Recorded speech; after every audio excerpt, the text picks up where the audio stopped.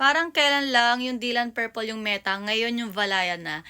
Kasi guys, yung Dylan Purple na tinutukoy niya, ito yun ang viral naman na perfume sa PBB ng panahon naman ni Fiang. Yun, dun siya inspired yung Dylan Purple ni Sengix. So, ang lapit niya sa OG kasi na-try ko na rin yung OG nito. Amoy siyang shampoo, parang palmolive na shampoo, na sweet pear.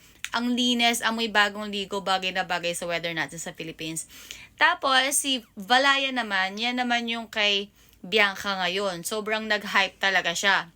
So, ano naman siya, more classy into elegant na clean scent din siya. So, musky, white floral peach, and yung pagka-orange blossom niya, parang andun din yung maamoy niyo yung kay Lib or Libre ng YS and L. Para siyang hand cream na medyo powdery din sa dry down. So, amoy bagong ligo, very elegant, sophisticated ang atake naman ni Valaya. So, sa mga girlies out there, actually may mga boys na nagche-check out din sa akin ng Valaya and Dylan Purple. Sa mga nakapag-try na ng Dylan Purple and Valaya, sinong mas angat sa inyo? PBB Bianca or PBB Fiang?